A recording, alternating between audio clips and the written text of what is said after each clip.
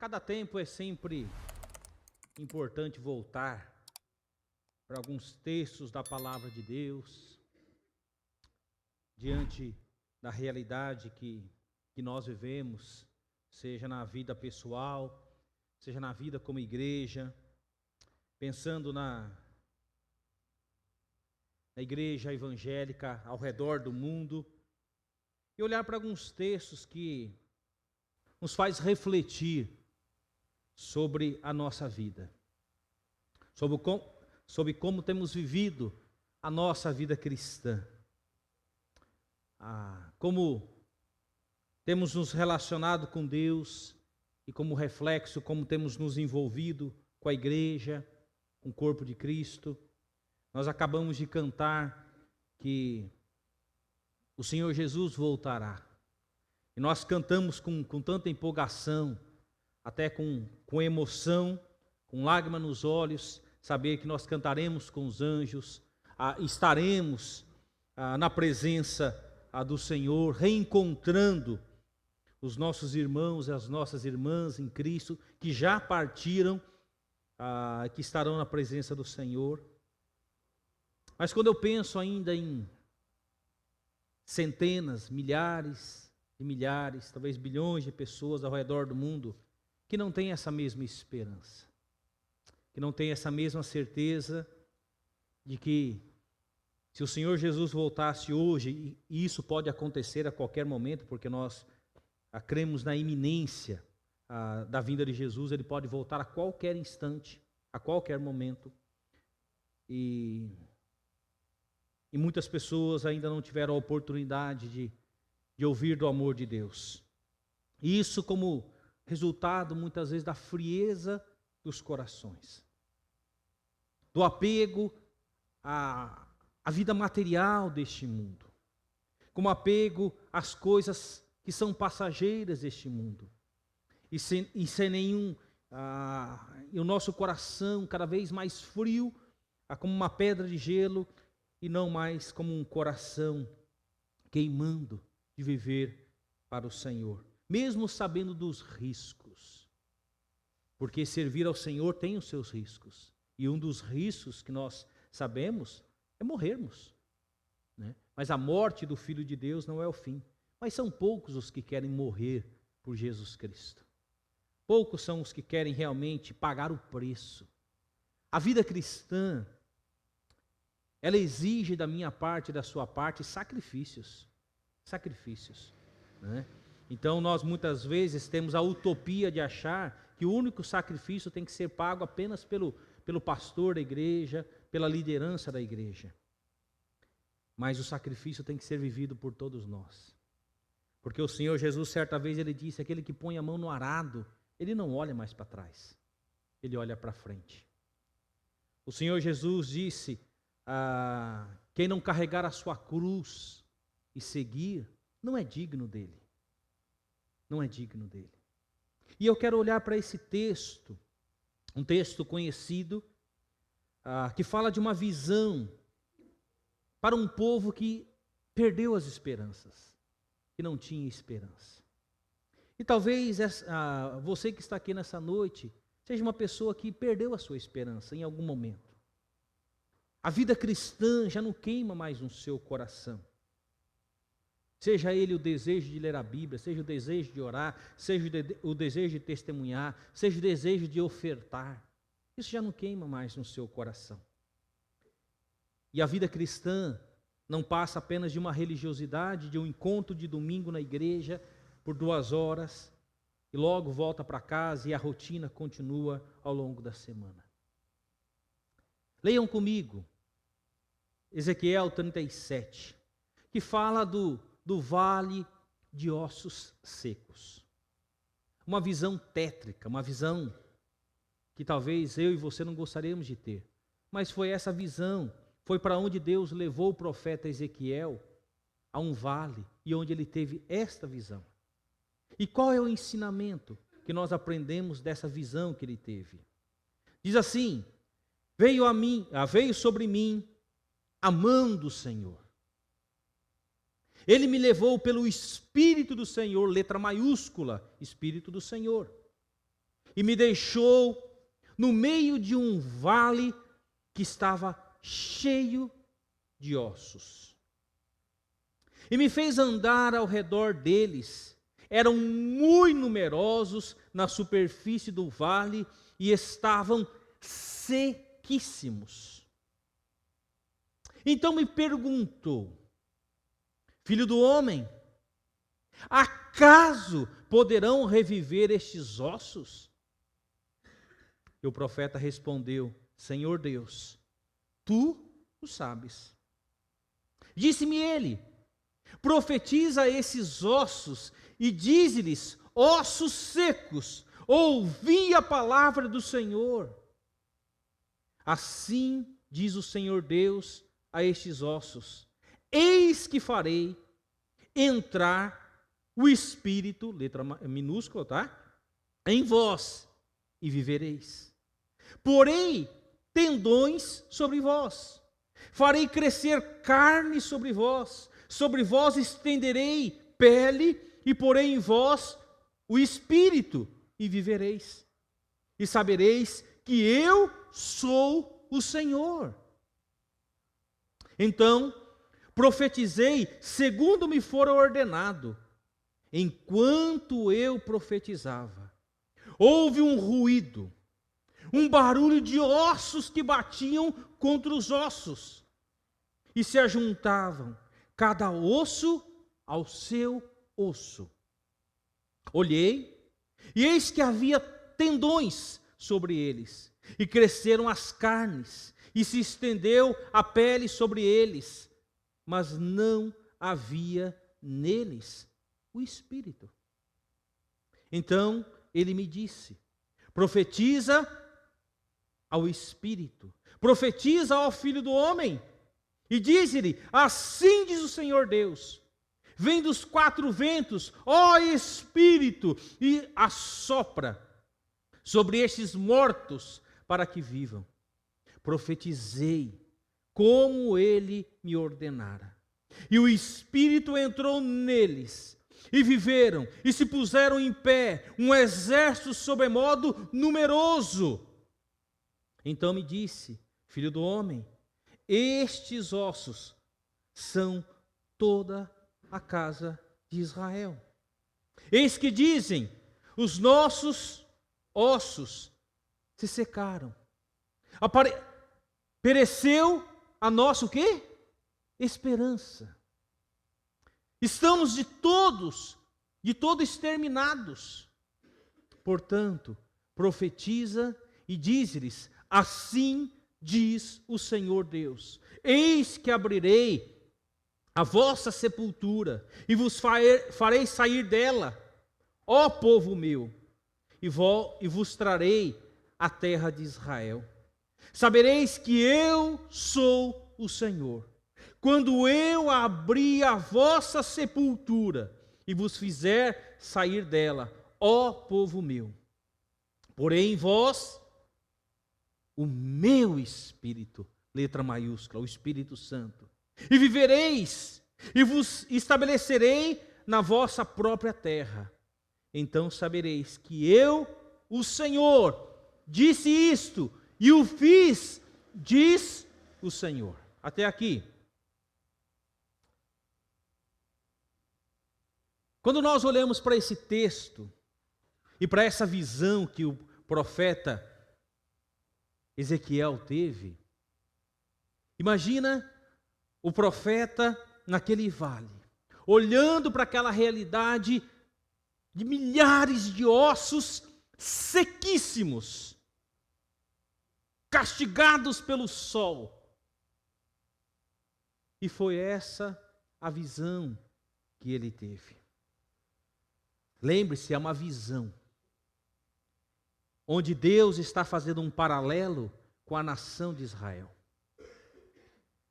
Nação, povo que Deus havia escolhido, desde que chamou Abraão.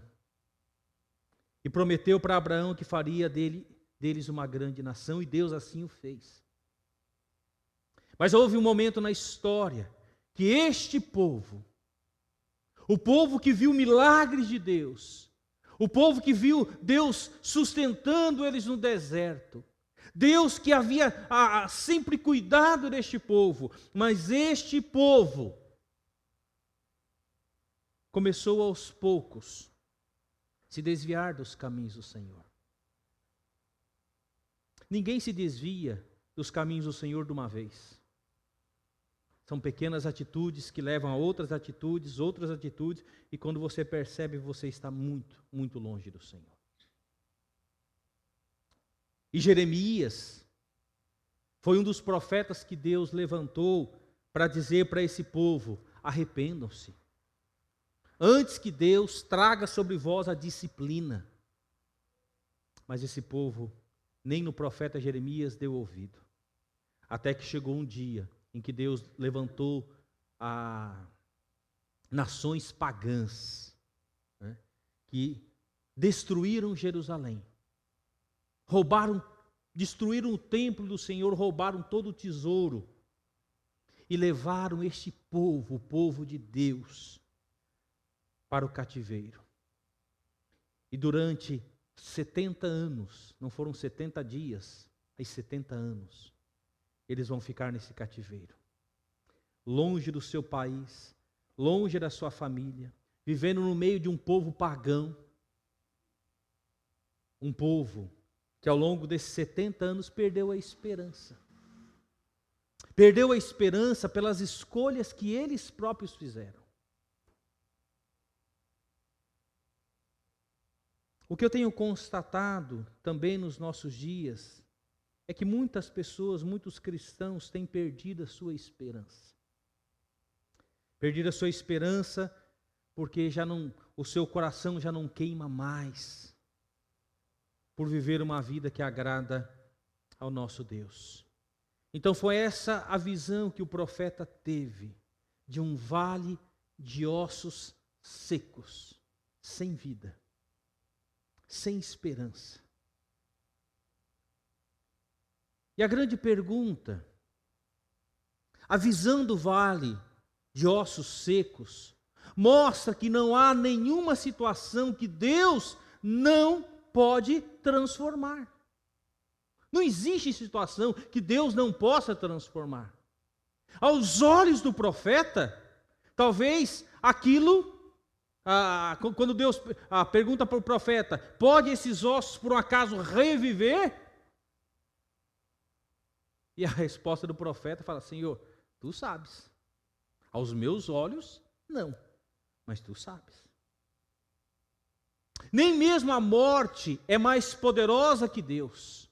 E nós sabemos que o maior inimigo que eu e você temos é a morte. E a morte vai chegar. Acredite você ou não, ela vai chegar. A grande questão é, depois da morte, onde você estará?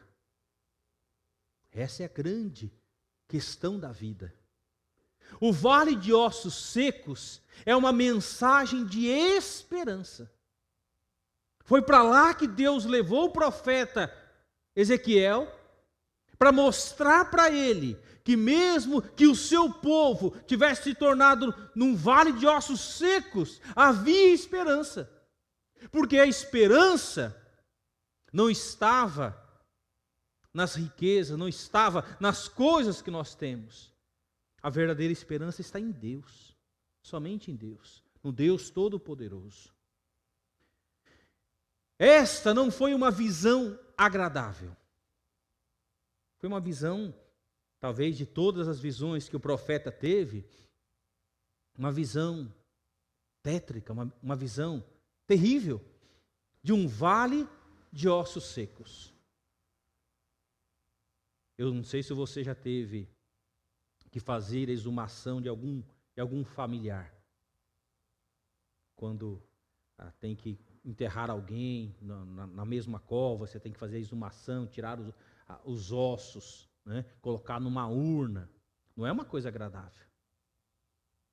Não é uma coisa que ninguém gostaria de falar: eu anseio por chegar esse dia. Porque é uma situação difícil. E ali o profeta, ele vê esqueleto de homens, mulheres, crianças amontoados pela planície aberta. Os ossos estavam descorados e ressecados pelo sol.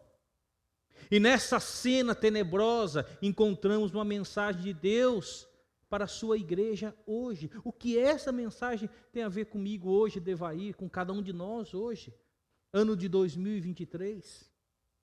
E eu espero que você possa sair daqui desafiado, transformado, querendo colocar a sua vida em ordem diante de Deus, rogando a Deus: Deus, faça queimar no meu coração o primeiro amor. Tira de mim, Senhor Deus, o desejo pelas coisas passageiras dessa vida. Senhor Deus, eu não estou nesse mundo apenas de passagem, mas o Senhor tem me dado a oportunidade de fazer diferença nesse mundo que tanto precisa ouvir do teu amor. O Senhor nos mostra que não há situação que Ele não possa resolver. Basta uma única palavra de Deus e tudo está resolvido. Uma única palavra de Deus. E uma única palavra de Deus trouxe vida àqueles ossos que estavam mortos, secos, sem vida. A palavra de Deus, ela é poderosa. Ela transforma. Ela traz esperança para o desesperançado.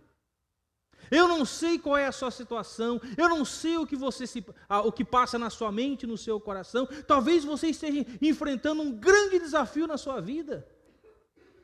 E que você, humanamente falando, não acredita que algo possa acontecer. Porque você perdeu as suas esperanças. Mas eu quero dizer para você que uma palavra, basta uma única palavra de Deus e tudo pode se resolver. Tudo pode se transformar, porque Ele é o Deus Todo-Poderoso. Algumas lições que eu tiro ao olhar para esse texto. Primeiro, a crise desesperadora da nação não limita a ação de Deus. Não limita. O povo vivia no cativeiro, num lugar longe do seu país, não podendo mais cultuar a Deus. Diante de tanta idolatria que havia na Babilônia, não tinham mais a sua casa, viviam como escravos. Mas por que tudo isso aconteceu? Porque lá atrás, aos poucos, o povo foi se afastando de Deus. A palavra de Deus nos diz em Gálatas que aquilo que nós plantamos, nós vamos colher. Cedo ou mais tarde, nós vamos colher. Se não houver profundo arrependimento. A crise é um tempo de oportunidade. Os grandes avivamentos da história começaram em tempos de profunda sequidão espiritual, apatia religiosa e abandono da fé. Os grandes avivamentos que aconteceram na história foram nesse contexto de apatia espiritual. E talvez, meu querido, você pode estar vivendo um tempo de apatia espiritual.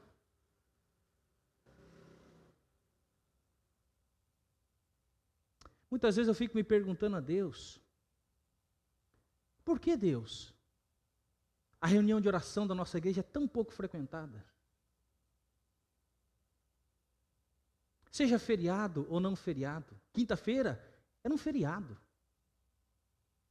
Estávamos em 5 pessoas na igreja. E eu pergunto para Deus, por que Deus? Onde está o teu povo, Senhor, que deveria estar clamando, suplicando, de joelhos dobrados, chorando na tua presença, chorando pelos perdidos, chorando pelas famílias, chorando pelas nossas crianças? Mas eu não posso perder um capítulo da novela, eu não posso perder um jogo de futebol, eu não posso perder isso ou aquilo ou outro.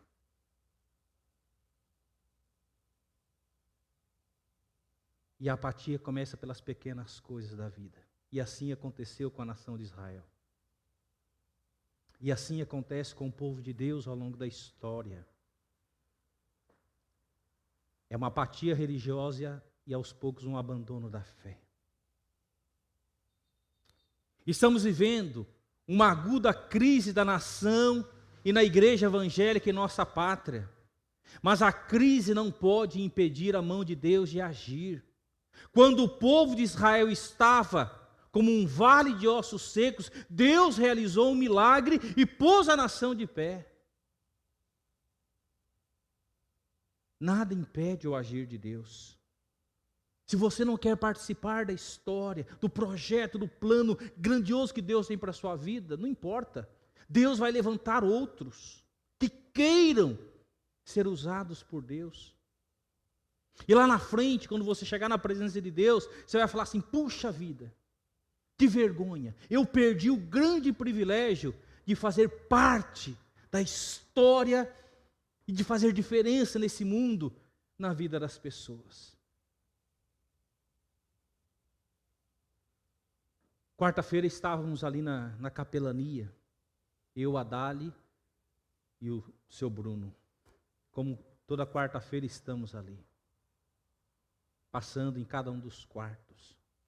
E um desses quartos que nós entramos, tinha um homem, que quando nós chegamos, ele logo se sentou na cama. E quando o violino começou a tocar, esse homem começa a chorar, como uma criança. Ele sai e eu continuo no quarto e esse homem continua chorando, profundamente angustiado diante da realidade em que ele estava vivendo. Eu poderia muito bem bater na mão no ombro daquele homem e falar: que Deus te abençoe, coragem, né? Você vai passar por essa. Mas não era isso que Deus queria que eu fizesse. Deus queria que eu sentisse mais compaixão por aquele homem, ao ponto de ouvi-lo, ao ponto de poder compartilhar uma mensagem com ele e mostrar que em Jesus há esperança. E quantos muitas vezes passam por nós, precisando da nossa ajuda, do nosso conselho, mas nós muitas vezes estamos com as nossas agendas lotadas. Não há espaço na nossa agenda para o agir de Deus. Só quando, de vez em quando, a gente abre um espaço, e a nossa vida não deveria ser assim. Segundo, o milagre da restauração não é obra humana, mas iniciativa divina. Tudo o que acontece não é por causa da nossa capacidade. Tudo o que acontece através das nossas vidas é a ação de Deus. A nação de Israel não podia levantar-se pelo seu próprio esforço. Eles eram como um vale de ossos secos, não havia vida neles. Ou Deus se manifestava, ou estariam completamente perdidos. Eles continuariam naquela realidade. Mas Deus agiu, porque Deus ama o seu povo. E Deus muitas vezes nos dá a oportunidade de novos começos. Deus muitas vezes nos dá novas oportunidades para recomeçarmos, para colocarmos a nossa vida em ordem diante dele. E por isso que Deus levou o profeta Ezequiel para ver aquela realidade. Para ver aquela realidade. É Deus quem age hoje na vida da igreja. É Deus quem nos restaura. Dele vem a nossa cura. Dele vem a nossa libertação. É Ele quem põe de pé o prostrado. É Ele. É Ele que transforma. Por isso que eu não duvido do poder da oração. É por isso que eu clamo individualmente, é por isso que eu clamo com a minha esposa, é por isso que eu venho clamar na igreja, porque eu acredito num Deus que age, eu acredito num Deus que ouve a oração, mesmo que sejam de poucos orando, eu acredito. Se eu não acreditasse, eu simplesmente mandaria uma mensagem para toda a igreja e falar: cancelada a reunião de oração, não teremos mais reunião de oração na igreja. O portão, as portas da igreja estarão fechadas. Nós só iremos nos reunir aos domingos na igreja. Mas por que eu não faço isso? Porque eu não estou aqui a serviço de homens, eu estou aqui a serviço de Deus. E já teve situações que eu estive sozinho e orei sozinho. Porque eu acredito, eu continuo acreditando. A partir do momento que eu perder as esperanças, eu estou perdido. Mas eu creio num Deus, quando eu olho para a sua palavra e vejo Deus fazendo coisas impossíveis. A necessidade de restauração. O povo de Deus estava desprovido de vida espiritual. Eles haviam se afastado. Eles haviam negligenciado a palavra de Deus. E por isso que eles estavam sofrendo as consequências do cativeiro. Segundo, o povo de Deus estava disperso. Eles estavam dispersos. Longe da sua cidade. O templo estava destruído, eles estavam dispersos pelo mundo. Talvez, meu querido, você esteja vivendo uma vida dispersa. Dispersa. Longe de Deus, longe das coisas de Deus. Longe. E dificilmente vai experimentar o agir de Deus. Terceiro, o povo de Deus estava como um vale de ossos secos, sem vida, sem motivação. Por quê? O osso, um esqueleto não tem vida. Um morto não tem vida. Você pode chegar diante do caixão, bater, chacoalhar, né, levanta, acorda, né? Não vai. Ele não tem espírito, ele não tem vida. Ele não tem vida. E eu sei que não é pela força humana. Eu sei que como pastor eu não posso chegar em cada um e chacoalhar cada um. Desperta, vive. Eu não tenho esse poder. Mas eu sei que Deus tem. E Ele pode usar as ferramentas que Ele quiser, os meios que Ele quiser. Até a dor, até uma doença, Deus pode usar para te despertar, para te levantar da sua morte espiritual. Quarto lugar, o povo de Deus manifestava sinais de morte. Sinais de morte. Ao longo desses mais de 15 anos de capelania, uma das coisas que eu aprendi a perceber, por aquilo que eu vejo, é o sinal da morte. É impressionante. Quando você entra num quarto, você depara com determinados pacientes e você vê sinal da morte.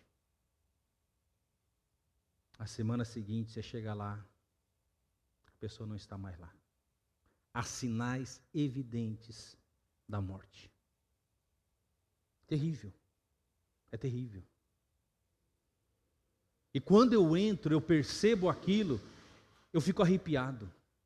Mas por outro lado, eu sei que pode ser a última oportunidade que eu vou ter com aquela pessoa. Pode ser a última oportunidade. E sabe, queridos, no meio do povo de Deus também não é diferente. Muitas vezes a gente percebe manifestações de sinal de morte espiritual. Pelas escolhas, pelos caminhos que vivem, por aquilo que postam, por aquilo que escrevem, a gente percebe sinais de morte. Um morto, ele não tem apetite. Um morto não tem apetite. Uma pessoa morta espiritualmente não tem fome e sede de Deus. Ele não tem prazer na leitura da Bíblia. O culto para ele é uma canseira. Que coisa chata é o culto. Uma pessoa morta não sente saudade de Deus. Não ama a Deus, não busca em primeiro lugar as coisas lá do alto. O que a atrai são os prazeres do mundo e a fascinação da riqueza.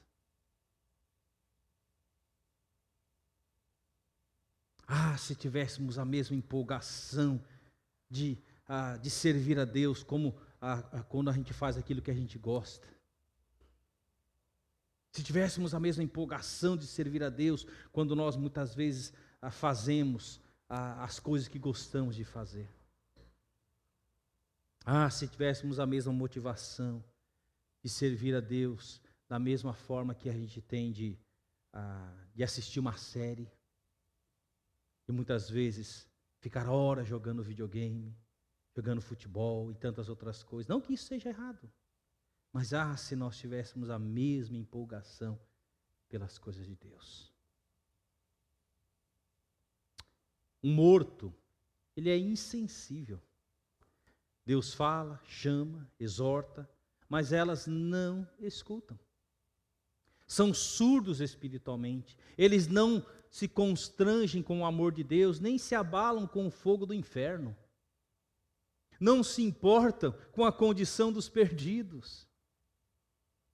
O morto, espiritualmente falando, ele não sente nada. É verdade. Você pegar uma agulha e espetar o morto lá, ele não vai sentir nada. Se ele sentir, aí você vai sair correndo. Né? Mas ele não vai sentir. Ele está morto.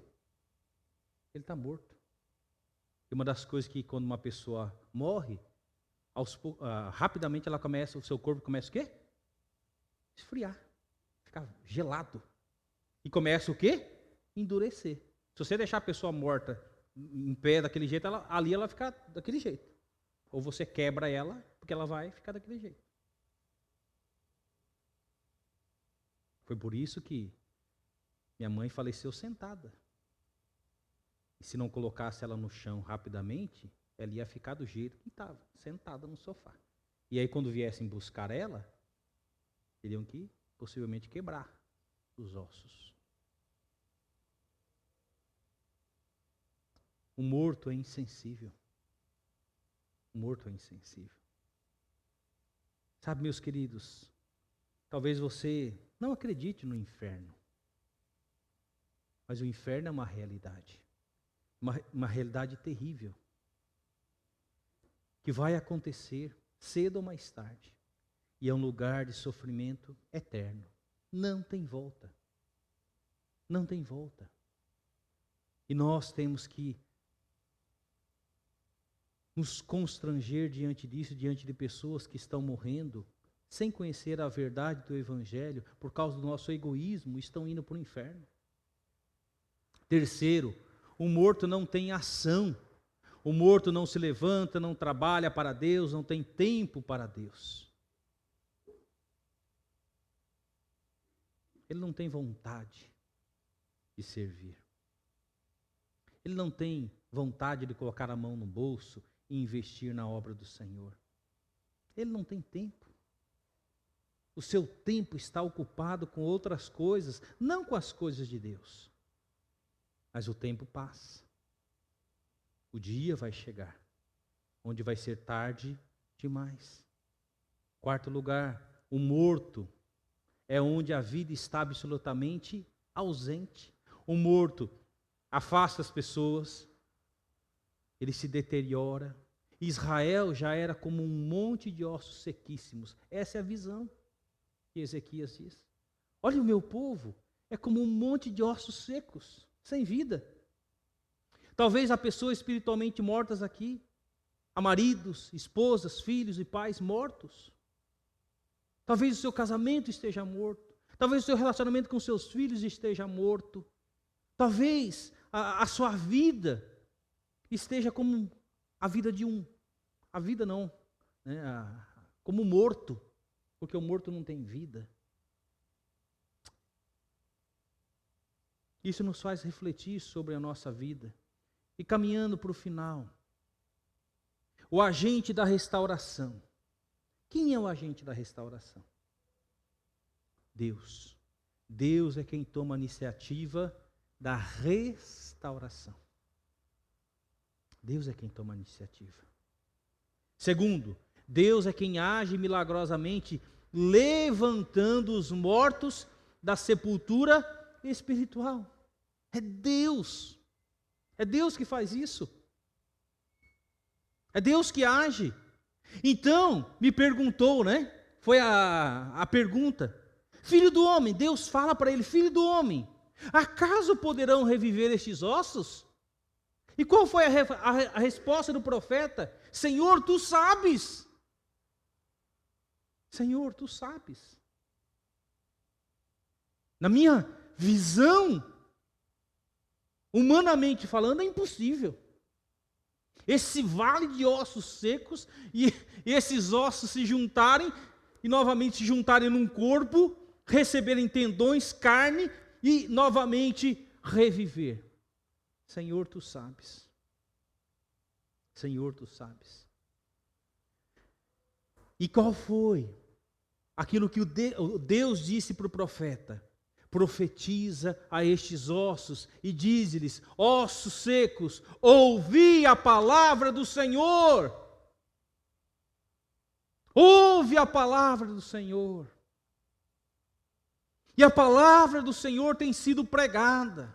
A palavra do Senhor está revelada na nossa língua. A palavra do Senhor está à nossa disposição. Mas o que adianta? Nós temos tantos benefícios se ela continua fechada, se ela não toca o nosso coração. Se ela não toca mais o nosso coração, é porque eu estou como um morto. Eu estou como um morto.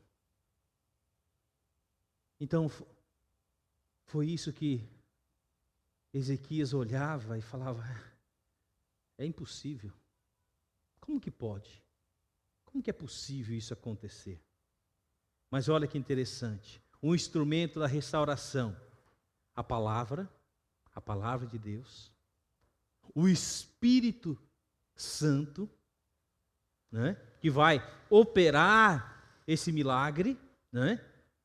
Verso 5 do capítulo 37, assim diz o Senhor Deus a estes ossos: eis que farei entrar o Espírito em vós e vivereis, porei tendões sobre vós, farei crescer carne sobre vós estenderei pele, porei em vós o Espírito e vivereis, e sabereis que eu sou o Senhor. Tudo isso vai acontecer porque eu sou o Senhor, o Deus Todo-Poderoso. Olha o processo da restauração. Ele ouve um ruído. Os ossos começam a se bater. Tac, tac, tac, tac, tac, tac. Imagina, milhares de ossos espalhados por aquele vale. E esses ossos começam a se bater. Cada um procurando o seu corpo, a parte que combina. Imagina o barulho que foi naquele vale. O que você faria? Talvez sairia correndo. Falei: Senhor, o que está acontecendo aqui? Esses ossos tudo batendo.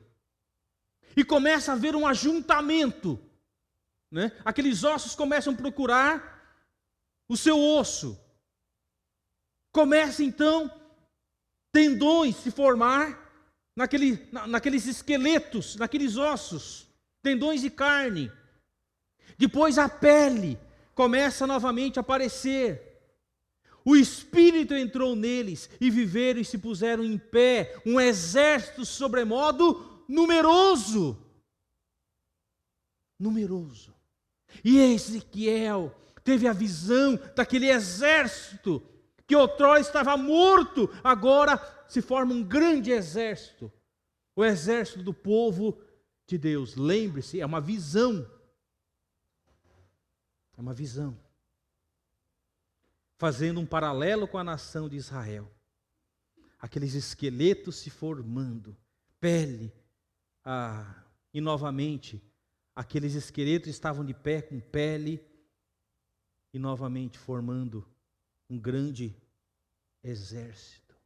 Porque Deus quis, a palavra de Deus determinou que aquilo acontecesse. Mesmo que o profeta, humanamente falando, não acreditasse que aquilo poderia acontecer, mas Ezequiel disse: Deus, tu sabes. E aquilo aconteceu, porque ele profetizou a palavra do Senhor. E os resultados da restauração: os ossos secos passaram a viver e se puseram em pé como um exército. Olha o versículo 10: profetizei como ele me ordenara. E o Espírito entrou neles e viveram, se puseram em pé, um exército sobremodo numeroso. E Deus estava fazendo uma profecia aqui, dizendo: eu vou levantar o meu povo, Eles vão voltar do cativeiro para sua terra, assolada e destruída. Mas eu vou levantar o meu povo e fazer dele um grande exército. Segundo, os ossos secos saíram da sepultura existencial. Verso 12, portanto profetiza e dize-lhes: assim diz o Senhor Deus, eis que abrirei a vossa sepultura e vos farei sair dela, ó povo meu, e vos trarei a terra de Israel. Saberei que eu sou o Senhor, quando eu abrir a vossa sepultura e vos fizer sair dela, o povo meu. Deus levantaria um exército do seu povo. Por isso que a nação de Israel já passou pelo que passou, mas nunca conseguiram destruir Israel. Israel está lá. Israel continua lá, no mesmo lugar. E ainda existem profecias a respeito de Israel, que Deus vai reunir todos os judeus da terra naquele mesmo lugar. E onde cabe todos os judeus naquele mesmo lugar? Sendo que naquela região tem árabes e tantos outros lá, na mesma terra que pertence a Israel. Terceiro, uma experiência profunda com Deus. Esse povo que Deus levantaria teria uma profunda experiência com Deus. Eu só quero destacar o verso 14: porém em vós o meu Espírito, o Espírito Santo, e vivereis e vos estabelecereis na vossa própria terra. Então sabereis que eu sou o Senhor. Diz isto e o fiz, diz o Senhor. Profecias da palavra de Deus. Nós vemos aqui a unidade espiritual. Se você olhar lá para o versículo 22 até o 25, diz assim: farei deles uma só nação na terra, nos montes de Israel, e um só rei será o rei de todos eles. A quem ele está se referindo? A Jesus Cristo. Nunca mais serão duas nações, nunca mais para o futuro se dividirão em dois reinos, nunca mais se contaminarão com seus ídolos, nem com as suas abominações, nem com qualquer das suas transgressões. Livrá-lo-eis de todas as suas apostasias em que pecaram, e os purificarei. Assim eles serão o meu povo e eu serei o seu Deus. O meu servo Davi reinará sobre eles. Todos eles terão um só pastor. Andarão nos meus juízos, guardarão os meus estatutos e os observarão. Habitarão na terra que dei a meu servo Jacó, na qual vossos pais habitaram nela, eles e seus filhos, e os filhos de seus filhos para sempre. E Davi, meu servo, será seu príncipe eternamente. Uma profecia a respeito da vinda de Jesus. Então fala da comunhão íntima com Deus. Isso me faz lembrar de Efésios capítulo 2, de 1 a 5. Olha o que o apóstolo Paulo fala para mim e para vocês. Vocês estavam mortos. Essa era a minha realidade. Espiritualmente morto durante muitos anos da minha vida. Em suas transgressões e pecados, nos quais costumavam viver quando seguiam a presente ordem deste mundo e o príncipe do poder do ar, o espírito que agora está atuando nos que vivem na desobediência. Anteriormente, todos nós também vivíamos entre eles, satisfazendo as vontades da nossa carne, seguindo os seus desejos e pensamentos. Como os outros, éramos por natureza merecedores da ira. Todavia, Deus, que é rico em misericórdia, pelo grande amor com que nos amou, deu-nos vida. Deu-nos vida, juntamente com Cristo, quando ainda estávamos mortos em transgressões. Pela graça, vocês são salvos. Se hoje temos vida, Não é porque por causa da nossa religiosidade, por causa das nossas obras, não.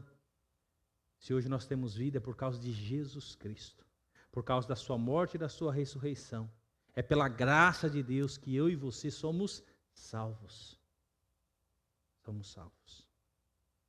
Assim como Ezequias olha para aquele vale de ossos secos e vê aquela realidade terrível, Deus falou: eu vou fazer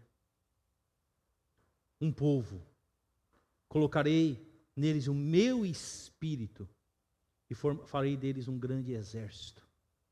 Um povo que faz diferença na face da terra. E o seu rei será Jesus Cristo. Ele será o rei do meu povo. Ele guiará o meu povo. Então, meus queridos, diante desta visão do vale de ossos secos, como está a nossa vida diante de Deus? Como Deus olha para nós?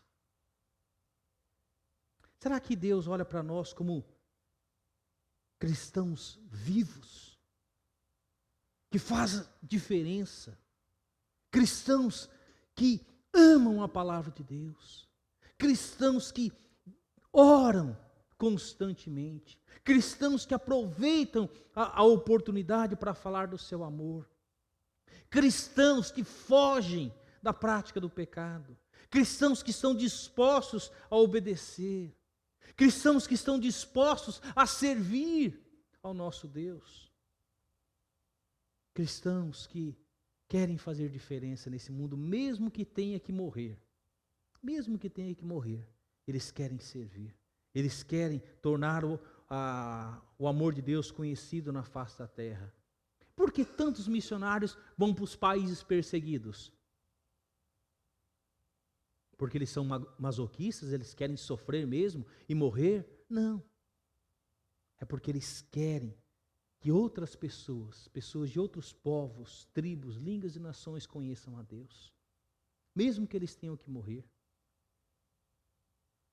Estes dias eu fiz uma postagem de um menino nos Estados Unidos de 10 anos, que ele testemunhou diante da classe. E o seu maior herói não é o Homem-Aranha, o Batman e quem quer que seja. O seu maior herói é Jesus Cristo. Porque Jesus Cristo deu a vida por ele. Um menino de 10 anos, com coragem e ousadia, dá esse testemunho diante de uma classe, diante dos seus colegas, sem vergonha e sem medo. Temos nós a mesma ousadia e coragem? Preparamos os nossos filhos para que eles também sejam ousados e corajosos, para que eles se identifiquem também em suas classes diante dos seus colegas? Lá onde você trabalha, os seus colegas de trabalho sabem que você é um servo do Deus vivo, que você é um cristão? Lá onde você mora, as pessoas sabem que você é um filho de Deus? E se tiver algum problema, eles vão bater na sua casa para pedir ajuda? As pessoas sabem disso? Ou você é um crente agente secreto? O agente secreto é aquele que se esconde, né? Ninguém pode saber, né? E Deus não nos chamou para sermos crentes agentes secretos, mas para nos identificarmos. Porque nós não temos vergonha daquele que deu a sua vida por nós. Queridos, é tempo de recomeçar. Eu oro há anos e anos e anos e suplico a Deus por um avivamento espiritual. Na nossa vida pessoal, na nossa vida como igreja. Porque Deus nos estabeleceu exatamente nesse lugar. Porque Deus nunca fechou as portas desse local. É porque Deus tem um propósito. E eu creio, assim como Ele reavivou aquele exército, aquele vale de ossos, eu creio que Deus pode fazer. Eu não posso mudar o seu coração, a sua mente, mas eu sei que Deus, pelo Espírito Santo, Ele pode. Ele pode. Eu fico pensando aqui, nesse pequeno exército todos envolvidos na obra do Senhor, sabe qual seria o impacto na nossa cidade? Gigantesco. Gigantesco. Que Deus nos desperte, que eu não precise ver chegar a dor, para que eu possa me despertar, mas que eu possa me dispor a servir ao nosso Deus de todo o coração. E a minha oração é que Deus sopre o Espírito de Deus neste lugar, em cada um dos corações. Meus queridos, eu vou continuar até quando Deus quiser. Eu não vou desistir de orar, eu não vou desistir de clamar, eu não vou desistir de chorar, até que Deus diga: chega, basta. Eu vou continuar, eu vou continuar, eu vou continuar, porque eu acredito num Deus que é todo poderoso, que fez reviver um vale de ossos. Ele pode trazer avivamento aos nossos corações. Por isso que eu não vou desistir, eu não vou desistir, eu não vou desistir. Senhor Deus, tem misericórdia de nós, Senhor. Ó Deus, se a visão do Senhor, ao olhar para a nossa igreja, é um vale de ossos secos, Senhor, tem misericórdia de nós. Tem misericórdia das nossas vidas, Senhor. Ó Deus, é a tua igreja, é o teu povo. Ó Deus, nós estamos a serviço do Deus Todo-Poderoso. Quando Ezequias teve aquela visão, e aquela visão era a realidade naquele momento da nação de Israel, uma nação sem esperança, Senhor, sem esperança.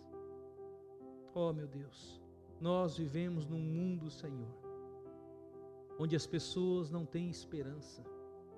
Senhor, a esperança não está nos nossos políticos, ó Deus. A esperança, Senhor Deus, não está, ó Deus, na condição social que nós temos. A nossa esperança não está na saúde que eu tenho. A nossa esperança não pode estar atrelada a homens, Senhor. Mas a nossa esperança tem que estar no Senhor. E quando o profeta ele vê, ó Deus, aqueles ossos se juntando, sendo formado um grande exército, Senhor. E quando o Espírito é soprado sobre aquele grande exército, trazendo vida, Senhor, para aquele povo. Era isso que o Senhor estava dizendo. É isso que eu vou fazer com a casa de Israel. Eu vou trazer o meu povo. Um povo que perdeu a sua esperança, mas eu vou trazer eles de volta à terra. Eu porei neles o meu espírito e farei deles o meu povo, onde o seu rei não será um rei humano, mas será o meu filho, Jesus Cristo. Ele vai reinar sobre o meu povo, e este povo fará diferença num mundo corrompido pelo pecado, num mundo que não tem esperança. Deus, outrora eu vivia, ó Deus, uma vida morta, sem vida, porque eu não conhecia Jesus Cristo. Eu era apenas um religioso que buscava procurar, com os meus esforços, tentar agradar o Senhor, mas isso era inútil. Até que eu entendi que o Senhor Jesus Cristo, Ele pagou um alto preço naquela cruz por mim, e que não era necessário eu fazer nada, apenas crer, apenas colocar a minha fé nele, e a minha vida, Senhor, foi transformada. Senhor, há 26 anos eu tenho te servido nesse local que o Senhor me trouxe. Quantas coisas já aconteceram nesses 26 anos, ó Deus, mas eu não desisto porque eu sei que o Senhor foi quem me chamou. Eu não desisto de orar porque eu creio no poder da oração. Ó Deus, eu não desisto de orar porque eu creio num avivamento, Senhor. Eu não desisto de orar porque eu creio, Senhor Deus, que chegará um tempo em que todos estarão envolvidos na obra do Senhor, todos estarão se voluntariando para te servir. Teremos, ó Deus, uma reunião de oração, de um salão cheio de pessoas, dobrando o seu joelho e clamando: Senhor, tem misericórdia de nós. Senhor, usa as nossas vidas. Senhor, transforma a minha família. Senhor, proteja-nos do mal. Eu creio, Senhor, por isso que eu oro. Eu creio, por isso que eu prego. Eu creio, Senhor Deus, porque a Tua palavra ela diz. Ó Deus, em nome de Jesus nos reaviva, Senhor. Ó Deus, antes que seja tarde demais. Antes que o Senhor pese a sua mão, ó Deus, sobre aqueles que, ó Deus, não têm mais vida. Ó Deus, se perderam a sua esperança, Senhor.